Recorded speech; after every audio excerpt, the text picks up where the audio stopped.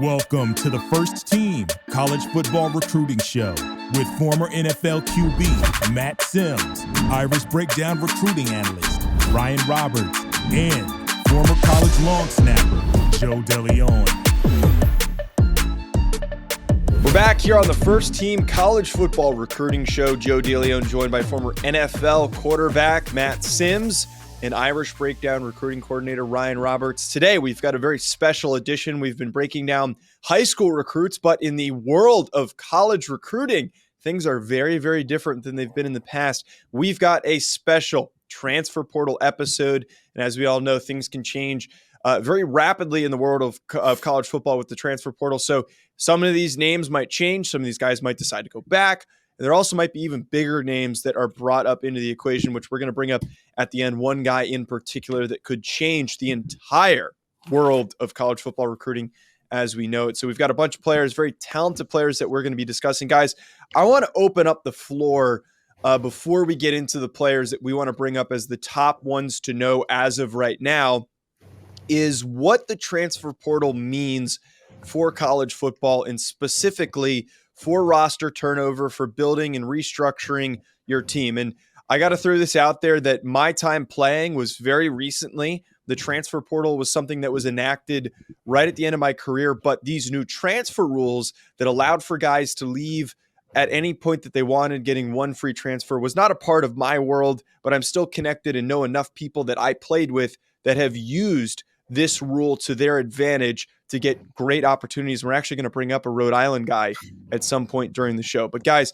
I want to bring up and have this discussion first. And Ryan, let's kick it to you first on the transfer portal and what it means. We see teams like USC that completely revamped their rosters to a point where they're competing for a conference championship game. What, in your opinion, does the transfer portal do for these teams? Well, I mean, it's a different type of roster construction. You know, it's a different way for a team to build and acquire talent. I mean, I think that it is similar to the NFL structure now a little bit. You know, you build through the drafts or you acquire talent from other teams, right? It's a little different, but it has almost become college free agency in a lot of ways. So you're going to see some teams. Western Kentucky has consistently done this the last 2 years where they bring in a plethora. I think they brought in like 20-something last year, including the Bailey Zappies of the world, right? So that's their quick fix type of thing. You think about Mel Tucker, who had a rough first season 2 years ago now at Michigan State, and then last year he gets a big turnover on the roster from a grad transfer perspective, and they're able to have kind of a turnaround season. But then you also see the shortcomings of that conversation too, guys, right? It's like, yes, worked great for a season, but then Michigan State doesn't hit it the same way the next year. And hey, our young guys haven't been developed maybe as well as they need to. So I think there's some give and take to developing through the high school ranks and acquiring talent. I think you need both now, but I think that teams that are able to balance it properly are going to construct a roster at a much higher success rates. So I think it's just for me, Joe, and you know, I'm sure Matt's going to comment on it next, but this is a different way to construct a roster. It gives you options, which is not a bad thing, especially for a coaching staff or, you know, the people behind the scenes that help the recruiting staffs of the world to construct these things. But I just think that we're seeing now there's a sample that is going to be out over the next couple years, a case study of what is the best way to navigate the transfer portal. Do you go part transfer portal but still be a team that makes your living off of developing the high school route? I think that that's probably the best way to go, but I think it's just a different option for roster construction now more than anything. And I think I find this whole concept just fascinating on multiple fronts, right? Just the compounding effect that it has on the entire landscape of college football and obviously kids' professional careers a few years from now. I also think about the collateral damage that it causes for kids that are not even in college yet or are trying to get their first Power 5 scholarship or get those opportunities at some of these other schools, you know, and if you're signing up to a school late or in the last signing day, I feel like now, you know, that is going to change a little bit of just how the game is played. You know, I think what we're going to see in the high school level, we're going to see guys that go and commit way earlier than they ever have. You started to see it with the QB position especially. I think that will trickle down to every position here pretty shortly.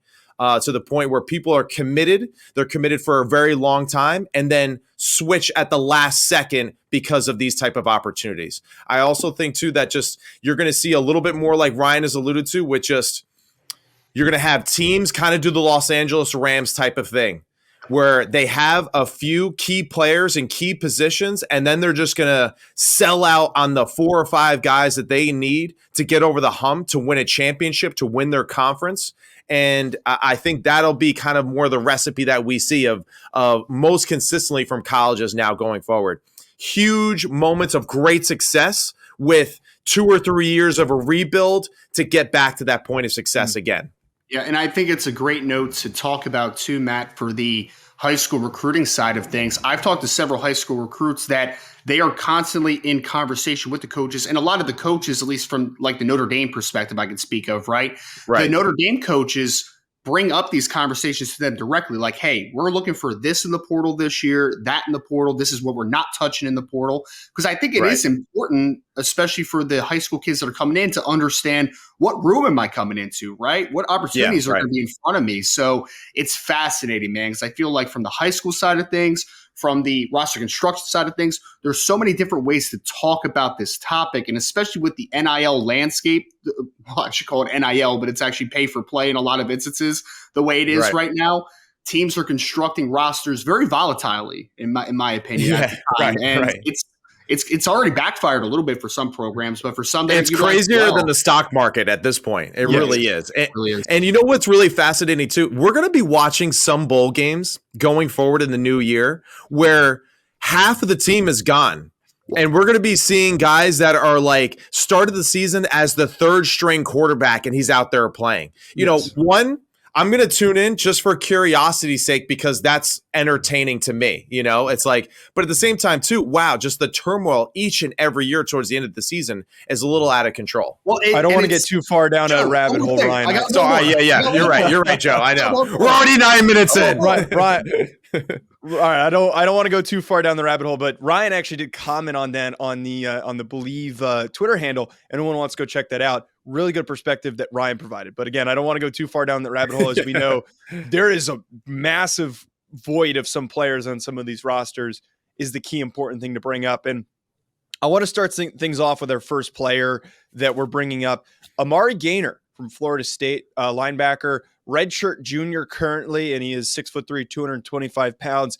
Gainer is somebody who I remember from our draft evaluations was somebody and discussions was somebody that was brought up for this upcoming cycle. And there are a lot of guys that were projected to be a part of the 2023 class that actually decided to go back and hop in the portal. I think of Jaheim Bell, Austin Stogner, and here we are with Amari Gainer, who's one of those big names, a premier linebacker that's going to be on the market for teams. Ryan, I want to head to you first because I know you were excited to talk about the other thing. With Gainer, like what do we need to know about him? Yeah, I mean, Gainer is a really interesting football player because, I mean, at 6'3", 225 plus pounds, he's done a little bit of everything for Florida State. You know, they've played him a little bit at Will. They played him a lot at Sam. They've even played him on ball a ton. And honestly, I feel like he was misused a lot by the Seminole coaching staff, and I don't think that his strengths were highlighted as well as they could have been at times because they were just asking him to do a lot of different things, and he never really got the comfort in just kind of doing 1 or 2 things really well. He was just doing a bunch of things at a solid rate. So I think it makes a lot of sense for him to test his options because I just think that there's not a cohesive understanding for how he fits into the Florida State defense. So, I mean, technically, Joe, he's a 5th-year player because we've been talking about him in draft circles now for 2 years, right? Yes. I mean, like we thought that he was going to be a part of the 2022, now 2023, and now eventually he's going to be part of the 2024. So I think a team has the opportunity to get a really physical, explosive Sam linebacker that can also play a little bit on ball and do some of those things from a pass rush perspective. But I mean, the physicality, the length, the athleticism, there's a lot of tools to work with. It's just about getting him comfortable in what your defensive scheme is.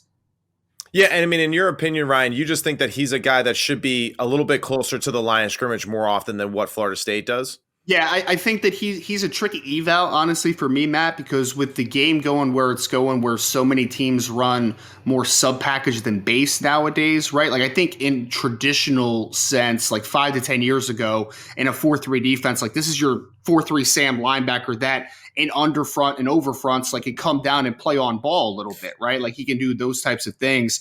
In the game today, I feel like he's going to have to find a spot where maybe he can play a little bit of Mike on base downs, but I really do like the opportunity of kind of using him as an inbox player, but then also on some sub packages on those types of opportunities. Then you can bring him on ball and get some pass rush opportunities out of him. Yeah, I think the main thing to keep in mind, right, he's going back to college for one simple reason. The people like in his team and the research that they have done came to the conclusion that his draft status was not to the level that they thought it was worth leaving at this moment. And I think, too, with the fact of NILs and all that stuff, maybe softens the blow of staying in college for one more year. Right. And I think Ryan is hitting it on the head. I think he's someone that needs to find a home that allows him to utilize his skill sets. I see him, just like what Ryan said, almost as a guy that really should be kind of like a rush end / linebacker more consistently, and have more of an impact like a Micah Parsons type of football player, where we know he's labeled as a linebacker, but maybe does a few more things at the line of scrimmage with his athleticism and size. So that's my take. And I think it's really him just trying to prolong his college career to get a higher draft position for next season. Speaking of another guy that might have been a bit misused, Dasan McCullough from Indiana, who is an outside linebacker. He was listed as an edge recruit, but as we know for the Hoosiers, they used him all over the place. Yeah, this is a 6'5", 225-pound linebacker who might have bulked up since he came in, but he is a young kid, a freshman this past year, a former 4-star recruit. One of the more odd signings, I will say, in terms of recruits during his cycle, because he did end up as a 4-star. He ends up at Indiana, and now he's hopping into the portal. And there's a little bit of a number of guys that kind of fit this description of maybe regret on deciding to take a chance on a smaller program and then now testing the market for a bigger team. And Ryan, you have a point on McCullough? Yeah, I got a little backstory for you, Joe. So he was like you said, I think he was a consensus top 100 recruit. I think the number 61 player by 247, if I remember correctly. So the whole backstory of how he ended up in Indiana is that his father is DeLeone McCullough, who is the running back coach now at Notre Dame, who was at Indiana previously. So Dasan was I believe the highest recruit that Indiana has ever signed. I mean, he was, I believe at a top 50 or maybe on one of those recruiting platforms. So he originally went because that's where his dad was coaching. His dad's now at Notre Dame. So there's a kind of a tug and pull of, is he going to end up at Notre Dame? Ohio State was actually where he was originally committed to before he flipped to Indiana. So Ohio State's in the mix, Notre Dame's in the mix. And then he also has a younger brother named Dasan McCullough, who's in the 2023 class of safety, who Oklahoma's making a big push at. So there's some conversation of, are they a package deal to go to Oklahoma? So it is a fascinating backstory to watch this where Dasan McCullough goes. Matt, watching him, are there any things that stood out to you or just in general on McCullough that maybe fans, there seems like there's a lot of options out there, but wherever he ends up that fans should be aware of? Yeah, I mean, really right there, just you said it there in the beginning. His measurables are just something that you just don't see every day. And that size and that length and that ability on the defensive side of the football is extremely important. I think Ohio State and Notre Dame, if I were him, I understand his father is there at Notre Dame. But as far as just being taught how to play the position, right, I would say that Notre Dame would definitely be up there as far as a place to go, because I do believe in that coaching staff, that defensive side of the football. I think they are going to be one of those programs going forward that really understands how to get the most out of their athletes and how to develop football players, in the transfer portal, but also starting from their freshman year all the way through their career. So, I would see him being a great fit in that Notre Dame program and then being able to use him in a multitude of ways to utilize his athleticism. Yeah, and I know that Notre Dame is making a push, obviously, with the ties that they have. And then also another backstory that I forgot, Joe, was that when Dasan McCullough was originally committed to Ohio State, his main recruiter was Al Washington, who is now the defensive line coach at Notre Dame as well. So there's a lot of ties to Notre Dame. There's a lot of ties to Ohio State. There's also ties to Oklahoma if Dasan McCullough ends up there. So it's going to be an interesting kind of tug and pull. But I mean, to Matt's point, Indiana used him in a lot of different roles, and I know you mentioned this as well, Joe. I mean, he played some off ball. He was on the edge a ton. This kid is an on-ball player, in my opinion. This is a drop ends, Viper, whatever system you run. This is a pass rusher with that length, with that explosiveness, that twitchiness, that looseness. There's a lot of upside as a outside track type of kid, and I think that some team is going to get a very talented player, Dasan McCullough. Coincidentally enough, I know, big coincidence here on this show with some slight Notre Dame bias. Our next guy has actually been brought up a ton as a possible future member of this Notre Dame team, and that's quarterback Devin Leary from NC State. We know that he's 6'1", 215, decent size. He is an upperclassman. This past season was a redshirt junior. Now, Leary's been battling some injuries. Former New Jersey great recruit. He was extremely talented coming out of New Jersey, and I think we're all maybe a little bit familiar with the production that he's had down in South Jersey. But in his time at NC State, he was so good that he was being discussed, and we even took time to bring him up as a potential and likely highly drafted kid in the 2023 class. He has a good start to the season, but suffered a significant shoulder injury. That might impact his potential destination and on how teams are going to evaluate him. But nonetheless, you're getting a talented player with Devin Leary. Matt, as our quarterback expert, what do we think of Devin Leary? Is this somebody who could step in and start right away at an even bigger program than NC State? Yeah, I definitely believe that he has the ability and the capabilities, right, to step into a big program that's demanding a lot of that position and perform well. He is maybe slightly undersized compared to, who falls in love with the QB position of being that big, tall, strong statue back there. But, he's 6'1", just under 200 pounds, and he's a athletic quarterback that knows how to play the position, has a ton of experience, throws the football well on the run, makes good decisions routinely. These are all things that just, again, they're great, just like checks of the box for him at that position. And, when you're looking at a player like this, you're looking at him to start immediately, and I think Notre Dame is a interesting one because of now Drew Pine entering the portal, which I was shocked by because I thought was a lifelong Notre Dame type of guy. But it is really interesting. I know, I'm sorry, Ryan. I don't really know everything about Notre Dame like you do, but just he came across as a Notre Dame type of guy. But Matt, remind me after the podcast. I have a good Drew Pine backstory. How can you do our fans like that? But I do think that Leary is a solid quarterback that we should expect big things from him next year at another program, and that he is fully capable of taking a program, on his shoulders, no pun intended with his injury, and performing well next season. Yeah, I mean, he was one of the best high school players I've ever seen. I mean, I think that he was the all-time leading passer coming out of the state of New Jersey. I believe he went to Timber Creek, if I remember correctly, and he was fantastic, obviously, there. So, I mean, Matt, I think that I'm just going to reiterate a couple points that you made that I think are 100% on point there, right? Like, he is a very accurate, good decision maker. Arm is sufficient. He can push the ball down the field when he needs to. He can throw on the run.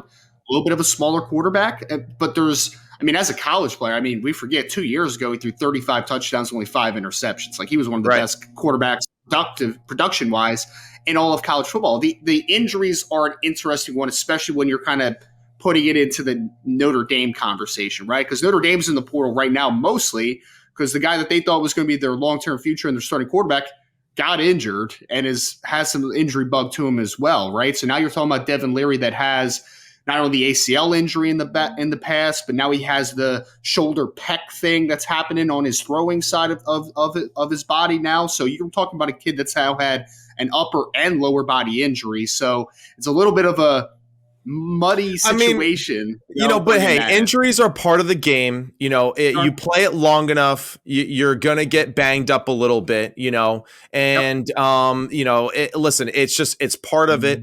He's a young man still. He's a really good football player, and whoever's going to get him is landing, someone that is going to be super consistent at the toughest position on the field, and that's really just the main goal. You got to affect your 1 and 2 deep in the transfer portal. Well, one thing I find funny about the situation, not to cut you off, Ryan, but Some of the things that you kind of hear with Leary, and I brought this up, is that there are those injury concerns like we're talking about right now, and that might take some teams out of the discussion. And it's funny that we're treating this like an NFL free agent, like where you need to come in and pass your physical in order to get that deal that's being offered to you. I think it's different, though, that we need to bring this up, that you could take a flyer on a kid like Devin Leary, you can bring him in and say, hypothetically, there is an issue where he's not able to play right when the season starts or something along those lines that holds off his recovery from the injury. You're just taking a flyer on him. You don't it's not like the NFL where you're committing a roster spot and a portion of your salary cap to a veteran player. You might bring him in, it might not work out, and then you got to go down to the next guy on the list. So it's kind of low risk and high upside with a guy like Devin Leary. Yeah, well, this is, and go ahead. My bad. No, I was just going to say it's a good point, Joe, because originally I don't think Notre Dame would have been in the Devin Leary conversation at all, because at one point they didn't have a 2023 freshman quarterback to come in, right? So they didn't have as many options. Now that they have more options, I do think that they are more open to the possibility of bringing in a player that does have a little bit of an injury past, right? So you can gamble a little bit to your conversation piece, right? So I think that whoever ends up with Larry, man, if you can guarantee me that he is healthy the whole season, you're getting one of the best quarterbacks in college football. There's no doubt. But there is some risk versus reward in this conversation, just a little bit. Talking about a risky quarterback, though, DJ Uiagalelei from Clemson has entered the portal after what we saw in the ACC championship game where Cade Klubnik stepped in and he completely dominated. I don't think anyone was totally shocked that DJ was going to enter the portal. There was some speculation that he might go to the Senior Bowl, but a tough showing over the stretch of November hindered that possibility. And we've kind of got a bit of a Spencer Rattler type situation here where Rattler left Oklahoma. He hops in the portal. He goes to South Carolina. Has a rusty start to the season, but as of late, Spencer Rattler has revitalized discussions of his NFL draft stock, and DJ Uiagalelei is one of those guys that is trying to do the same exact thing. Now, he is a true junior on the field this year. He's going to be a senior next season, 6'4", 235. He's gotten those Ben Roethlisberger comparisons because he's got the frame, he's got the power, but right now he's a little bit shaky maybe in his confidence. And Matt, looking at DJ, what do we think here? Does he actually have a legitimate shot to start somewhere else, or are maybe we passed the window for DJ to get his stuff together? We're not past the window for him to have a successful and continue his career, right? We're not past that point, and we're not past that point with even what's going on in the NFL reigns and the Zach Wilsons and Justin Fields situations and what they're going through in the NFL. We talk about just how complicating and how difficult this position is. DJ has absolutely struggled. There's no doubt about that. He has the raw, abilities and attributes that you want out of a quarterback. Now, the mental leadership aspect of the game, we don't know a ton about that. Obviously, every player, you hear different stories and all that. At the end of the day, what DJ needs to find elsewhere is just a group of coaches that start from the head coach and trickle down that just truly believe in him, want to take on that revitalization of his career head on with him, as if like, hey man, we're going to do this together. We're going to get you on the path that you want to be on, and really just dive in that way. Now, unfortunately for him, whether he knows it or not, no matter who sells you that dream, he's still probably going to have slightly a shorter leash no matter where he goes. And that is just kind of the way that football is, and especially at that position, and if he's going to a high level program, they're not going to just waste games waiting for him to appear. So, for DJ, we know all the abilities that he has. We know how talented he is. A reset at another place may be the best thing for him in his career going forward. We see it with pros all the time. Geno Smith is one of the best quarterbacks in the NFL right now. Jets fans are rolling over in their graves right now because they have to watch Geno Smith just like ball out each and every weekend, but it's possible. And Geno had the will and the discipline to continue to work at it. I hope DJ has that same mental attitude and approach to it as well. And there's no reason why he can't have success elsewhere. Yeah, he can definitely recover, in my opinion, Matt. And I think you hit on a lot of the key points, right?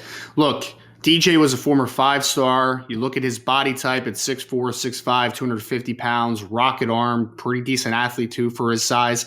All the talent's there for him to be a successful quarterback in the right system. I think that when he was a sophomore, there was just a lot going against him. Offensive line didn't play very well. There was shoddy play calling. And honestly, Joe, he could have entered this year just been like a shell of himself and had no confidence. And even though he got, benched towards the end of the season, I think he showed growth. I think he showed something about him where he can come back and he can show that he can, recoup some of that confidence that he had. And this is, I think, a blank slate for him.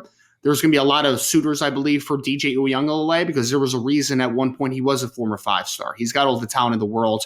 I agree completely with Matt in the sense that he needs to find a group of coaches that believe in him. If they find belief and they put him in the right system, because I think that was another thing at Clemson, at least during his sophomore year, was they ran that offense a lot like Trevor Lawrence was still behind center, right? Mm-hmm. DJ's a different player. He's a different cat. You need to do some things differently than what Trevor did. And I think that if you find a coaching staff that understands his strengths, some of his limitations, and believes in what he can do, I think that he can still be a very successful player on the college level. That's the big thing for me with DJ. And at the beginning of the draft cycle, I actually thought, and I had confidence too much in the Clemson coaching staff to make adjustments now that they had a new offensive coordinator, and that I believed that DJ was going to have a little bit of a revitalization, but instead, I still keep saying this, that Dabo is one of the most stubborn coaches in college football who refuses to make changes and instead was forcing DJ to play in an offense that was not suited for him. So look, if I'm DJ, hop in the portal and go as far frickin' west as you can go, come closer to home, go play at a place like UCLA or like Oregon and get that shot, or heck, Arizona State with Kenny Dillingham is another one that I think is really fun to consider in a place that is offensive minded and that is going to work with you. I have to say, though, I think that Dillingham connection might be one of the best because we saw what Dillingham did with Bo Nix, and that could possibly be a similar transformation for DJ Uiagalelei. Now, a different guy who has a really fun backstory is Austin Reed from Western Kentucky. We know that Western Kentucky has a little history of producing some highly productive quarterbacks, as they did with Bailey Zappi, who went to the New England Patriots last draft cycle. Now we've got Austin Reed here, who is a grad transfer, 6'2", 230 pounds, was previously a Division II All-American and national champion at West Florida. And now there's some murmurs that he might be an SEC quarterback in the near future. Matt, what do we think here about Austin Reed to get another quarterback perspective?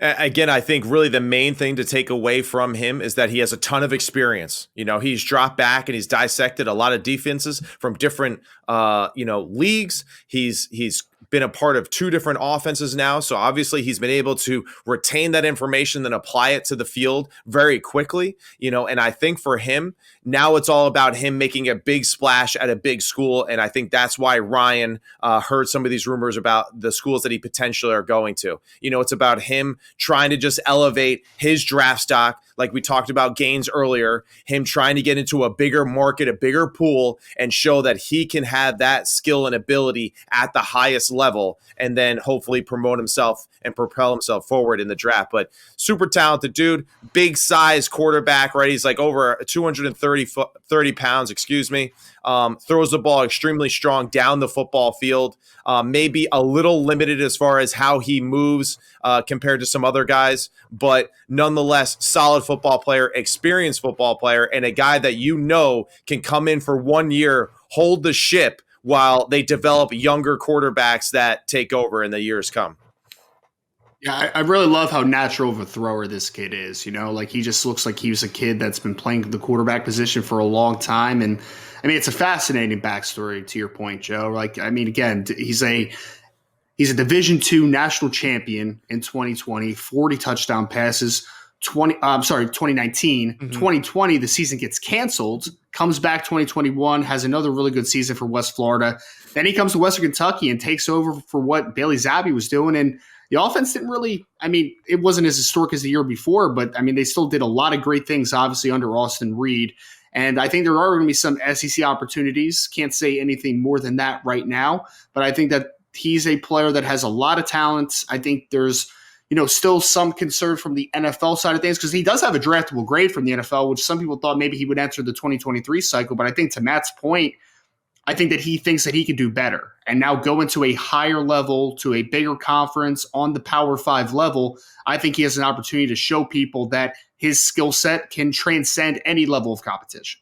Yeah, and to go to kind of make that comparison really quickly, Joe, as far as, Bailey Zappi was drafted somewhat early by New England, right? If New England doesn't draft him, probably doesn't get drafted until later on in the process. I mean, let's be honest, there wasn't a lot of teams that had him very high on the list. He's a solid quarterback, and he's going to be a good career backup, right, for New England or wherever he plays, right? And I think that's what he saw at Western Kentucky currently, that I am a good player. I'm doing extremely well. But if I want to be potentially that guy that gets drafted in the first 3 rounds, that teams actually give me an opportunity to be the cornerstone of an organization, I need to dive into that SEC pool potentially and be a leader of one of these football teams and dominate on the highest level. Because we all say that, hey, at the end of the day, NFL scouts will find you, but if you dominate at the SEC or at Ohio State or in the Big Ten, there's a high probability that you're going to be a first or a second round draft pick and, have at least 5 years in the NFL to figure it out. Now, Austin Reed is going to be a really highly sought after kid, and then experience is definitely going to help him. What we always get with the transfer portal, and it happens every year, we get FCS guys. We get guys that come from the FCS level that hop in the portal that are looking for an opportunity to jump up to a bigger program to earn themselves recognition, kind of like what we were talking about with Reed here. And ironically enough, we've got a Rhode Island player that fits that description. And he's actually right now the most highly sought after FCS guy, and that is a Johnny Cornelius from the University of Rhode Island. Big, long kid, 6'5", 310 pounds, was a sophomore this past season. And I was watching him because he follows me on Twitter. I follow him because of that Rhodey connection. And I kept just kind of seeing his Twitter like, oh, great, another offer. That's awesome. Love to see it. And in my time at Rhode Island, we had every single year I was there, we had a different kid leave and transfer that was an offensive lineman that moved on to a bigger FBS program. And I was thinking it was going to be like a Cincinnati or something along those lines. But here we are. We've got Cornelius getting offers from massive SEC, Big Ten, Pac-12 programs. And it's very likely that he, again, might be one of the most highly sought after offensive linemen in this year's class because of the traits that he brings to the table. And Ryan, you were telling me beforehand this week that you've done an evaluation on Cornelius. Just from your perspective, what are some of the things that you notice about him? Does he follow you back on Twitter? He didn't follow me back. He does. I'm a lot cooler than you. Yeah. Pretty disrespectful, man. Pretty disrespectful. But no, I mean, Joe, I actually watched him a couple weeks ago at this point, even before he jumped in the portal, because, I'm just always trying to find those kind of diamonds out there, right? And he's like you said, 6'5", 310 pounds, good size, good length, pretty good athlete too. Started at right tackle for Rhode Island this past season, but I think the run game right now is where he really makes his hay, man. He's a powerful kid, pretty explosive out of his stance. And I think there's still a little bit of rawness to him, but I think what you're seeing is that the SEC schools of the world that are taking a look, the Power 5 conferences just in general, they see a very talented football player that with the right coaches can really take a massive step forward. And he is, I mean, I would venture to say that he's probably gotten the most offers of any player that I've seen, just kind of from the reported offer perspective. Like, he is a plethora. And I feel really good about these types of situations too. I mean, because I don't know his recruiting background, but usually the FCS guys were overlooked or underappreciated for X, Y, or Z reason, right? So seeing a Johnny Cornelius get a lot of opportunities, I think a team's going to get a really talented offensive lineman that, if he's developed properly, could be a really good football player on the Power 5 level. I think that a Johnny Cornelius is a great example of just, he comes from one of those untapped markets that's very tough to recruit. He comes from Archbishop Stepinac, which is in New York here. I'm around this league. I coach QBs that compete against the school, that play for the school. And it's one of those environments that the New York league that he is a part of, that Catholic football league in New York, hasn't quite garnered that, national attention yet. But man, there are a lot of Power 5 football players in this league. And he is just one of those guys that, maybe wasn't quite, big enough his senior year of high school, as far as his weight goes, and people are like, we're not going to take a chance on him. Now fast forward after, being at Rhode Island, now people can see, wow, this guy really is dynamic. He really is athletic, and we should take a chance on him on that next level.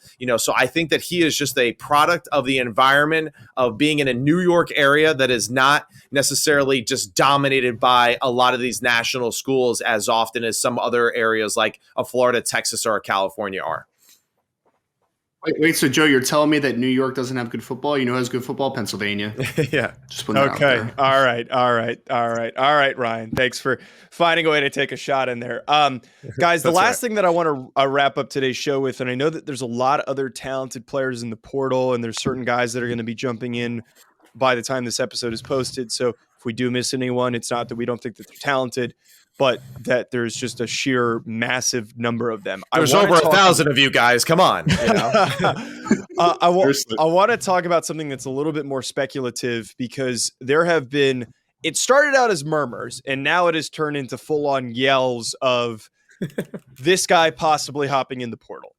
For me, it seems very likely, because I have heard it from a number of places at this point, as well as it being a part of the Twitter rumor mill. And then on top of it being brought up on every single transfer portal show that you can see out there. So we got to do our due diligence. We have to talk about this. Drake Maye, North Carolina's quarterback, who was a Heisman Trophy candidate at one point, ends up falling out just a little bit because of some tough final weeks of the season, was still a very talented redshirt freshman starting quarterback for North Carolina. An unprecedented level of play from a North Carolina player, and kind of the guy that we thought Sam Howell could have been. He has ascended past that point, and he's already being brought up as a likely top 10 pick in the 2024 NFL draft. He is potentially going to do the unthinkable. We don't know this for sure. It is unconfirmed. However, Drake Maye, there is a possibility, might enter the transfer portal and might find himself on an SEC roster. So I just want to talk. If this happens, not when it happens, because we don't know for sure, but if this hypothetically happened, if Drake Maye left and went to a big SEC program, what the hell does this do for the landscape of college football? Because frankly, out of any of the guys that we talked about, this causes the biggest disruptions in all of these conversations, because a top player can just hop in, go get his money, and go to a big program. Ryan, you're smirking there, and I'm curious to see what we've got from you. Well, Joe, I'm just happy that we can finally talk about this, man, because I think like 2 days before the news broke, I texted you and said, like, hey, Drake Maye is probably entering the portal. So it's not a very well kept secret at this point, no. Right? Like people have the assumption that this is going to happen. And if it does happen, it's going to be interesting, because one, every school basically in college football, for the most part, is going to have interest in Drake Maye. And they already do, if we're being honest. We know how the transfer portal actually works, right? Like those conversations are already happening behind the scene, just in case he does enter the portal. There's no tampering. What are you talking about? No, tampering doesn't Come exist. On, that doesn't exist. Yeah. We have a published interview on this YouTube channel of a specific big name tight end telling us he was tampered with. Right. All I'm saying is that most big colleges would have first round picks vacated if they were NFL teams. Mm-hmm. So we'll just leave it at that, right? This stuff happens. We know it happens. Everyone will be a suitor for Drake Maye. The interesting thing, though, is that we are seeing kind of the pecking order of quarterbacks coming off the board already. We've had like Phil Dracovic transfer to Pittsburgh. We've had Kate McNamara from Michigan is going to Iowa. We're starting to see some trickle as far as quarterbacks making decisions already, because the NCAA decided like, hey, let's open the portal right before the bowl games. That's a great idea. Let's do that. But anyway, that's a different conversation for another day. But the point I'm trying to make is that what happens if a school is kind of keeping that option on the table, and then maybe Drake has a change of heart at the last minute, and then you did not get a quarterback in the cycle that you really needed a quarterback to get from the transfer portal, and it leaves you in an inopportune situation. But just from Drake Maye's standpoint, Joe, we know what this situation's about, right? He's going to be a top 10 pick next year, more than likely, barring an injury or some type of setback that is unforeseen. And this is an opportunity to go to a bigger market and to profit off of that markets, right? In many different ways. So it's going to be interesting to see because there's going to be countless suitors for Drake Maye because he is that talented of a player. Yeah, I'm curious to see if the school turns out to be Auburn and Hugh Freeze. I wonder about that, because I don't know. I feel like that would be a school that would kind of sell out 1 year to get somebody to bring hype and attention to the school, and to kind of, revitalize that program in a certain direction for him, with him. I don't know what your thoughts are. As you were saying that, I kind of like piqued my interest a little bit as I was thinking about it, so, but, for Drake Maye, super talented football player, all that stuff is great. The projections, all that's fantastic. Listen, Matt Barkley was projected in the first round too, a year or two before he actually came out. And then we saw how that took place. Now, listen, he's still playing football, but nonetheless, it's just like, Drake, take care of what you got to do now. Hey, make as much money as you can at the next school that you're transferring to. Good luck to you, but just make sure we're just going to a place that is going to take advantage of your skill set, help you continue to grow at the position, help you continue to grow as a man, maturity-wise, right, as far as just taking control of a team and the leadership, and then just growing forward as a solid football player that can make a difference in the NFL. Joe, what's crazy is I was talking to someone before this all news broke about Drake Maye potentially enter the portal. And we were talking about okay, it's a decent quarterback market in the transfer portal this year, but there's no Caleb Williams, right? Caleb Williams was the crown jewel. Yeah. And then all of a sudden you hear the Drake Maye stuff. You're just like, man, this is a wild time to follow college football, man. It is the Wild West out there. It's super entertaining.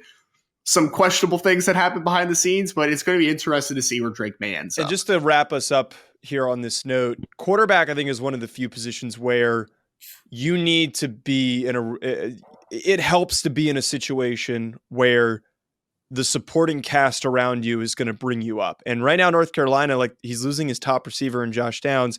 And we saw some of the issues with North Carolina's roster that held him back over the past couple of weeks. That's sticking in his head right now. He's probably thinking hey, I need to go somewhere where I'm not going to run into these issues. That's got a good offensive line.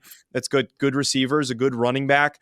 That's going to prop me up more than I was propped up already at North Carolina to solidify that draft status. And to your point, everybody wants to play for that team, and if every quarterback can play for that team, they'll play well, no matter what the circumstance, and this is something to keep in mind for all the young quarterbacks too. The Joe Burrow LSU situation with all of those football players on that team at one time, that is lightning in a bottle. You are not going to see that often. The main thing these players need to keep in mind too is just, obviously maximizing just monetarily, your opportunity in college. That's going to be number one of the list now going forward for a lot of these guys. But two is really just, do you feel like you're being groomed to become an NFL football player if that's your goal at the position? And I think that is the most important question you have to ask all of these gentlemen that you're looking into, in this carousel of quarterbacks is, are you actually being brought up another level mentally, physically, right, emotionally as a guy that can become a great quarterback going forward? We saw Jalen Hurts and his progress through college, and man, hey, credit to Lincoln Riley. He helped that guy grow and mature to another level of the position, and now he is reaping the benefits at the NFL level. And Drake is going to have his first pick on where he ends up. Folks, that is going to be it from us. Thank you for tuning in. There's going to be a lot more wild and crazy stuff that's going to happen in the transfer portal, especially with signing day right around the corner. So make sure you hit that subscribe button so you're caught up to date with everything regarding recruiting. We'll be back with more, folks.